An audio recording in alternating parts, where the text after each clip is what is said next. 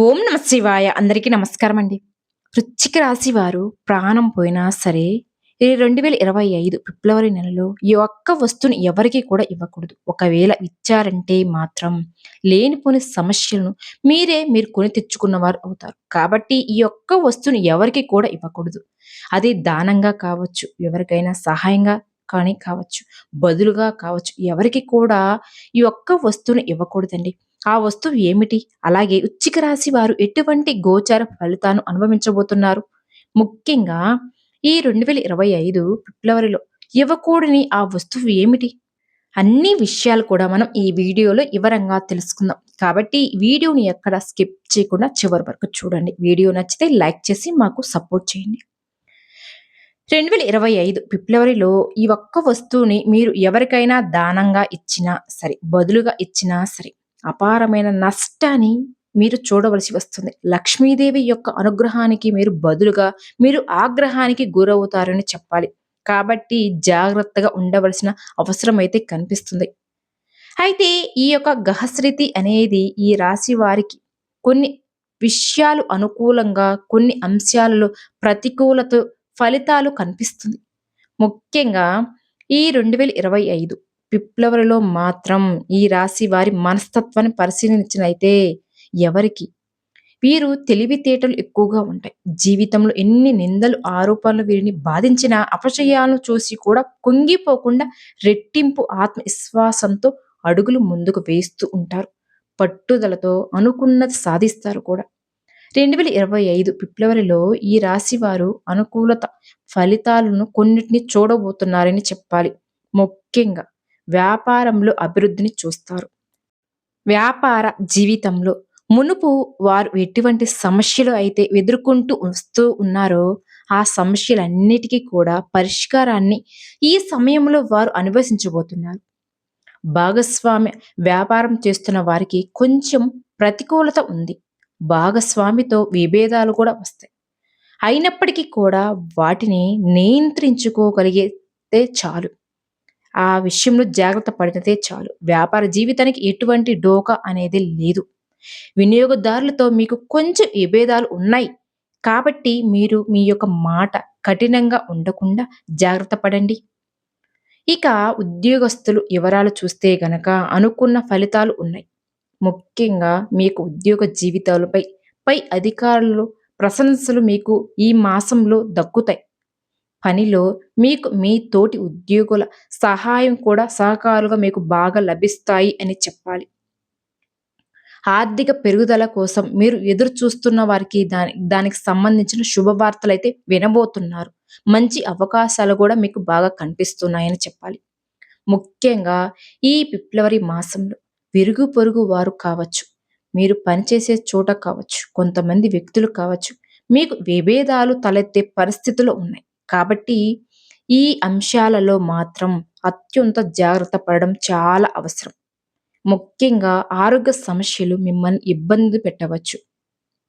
ముఖ్యంగా జీర్ణ సంబంధించిన సమస్యలతో మీరు కొంత బాధకి గురయ్యే అవకాశాలైతే ఉన్నాయి. పెద్దగా భయపడిన అవసరం అయితే లేదు.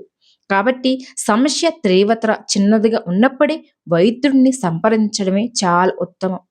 కెరియర్ పరంగా అవకాశాల కోసం ఎవరైతే నిరీక్షిస్తూ ఉన్నారో వారికి కాస్త ఆలస్యం జరిగినా కానీ ఫలితం ఆశించిన రీతిలో మీకు ఉంటుంది అని చెప్పాలి.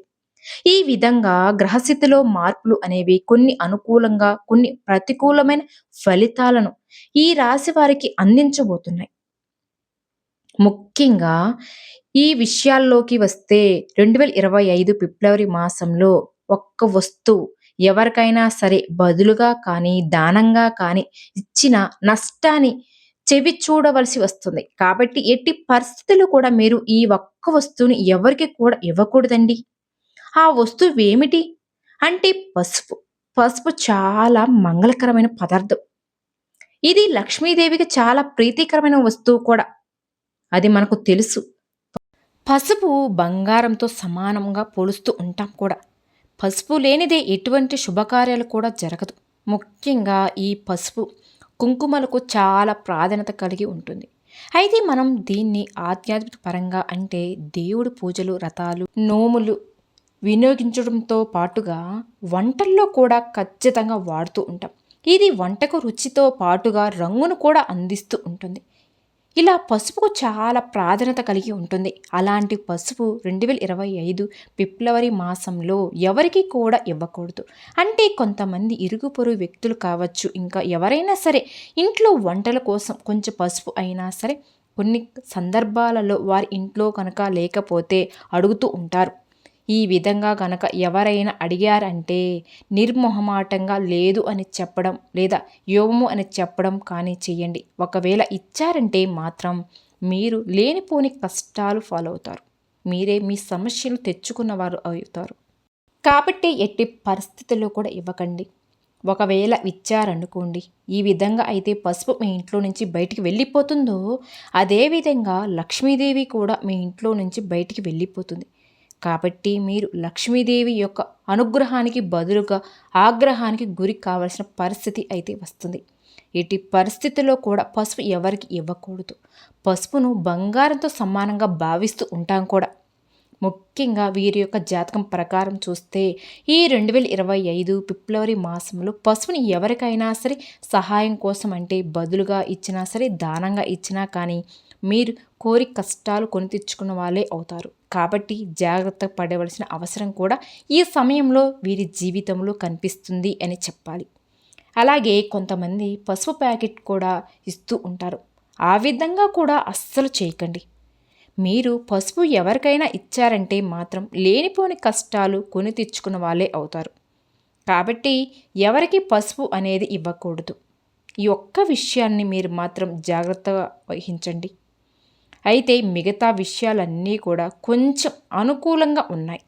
ప్రతికూలతను అనుకూలతగా మార్చుకోవడానికి ఎన్నో శుభ ఫలితాలు పొందడానికి కూడా ఎప్పుడు కూడా మీ స్తోమతను బట్టి దాన ధర్మాలు అనేవి ముఖ్యంగా ఈ మాసంలో మీరు చేస్తే దాన ధర్మాలకు విశేషమైన ఫలితాలు వస్తాయి.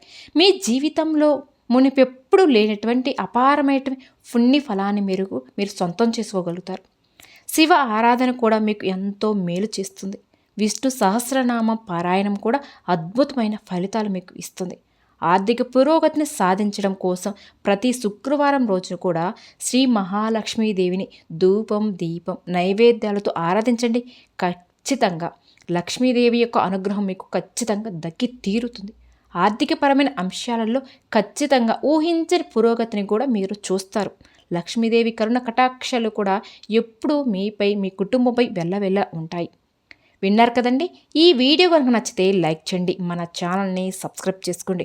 ఓం శ్రీ మాత్రే నమః అని కామెంట్ చేయండి.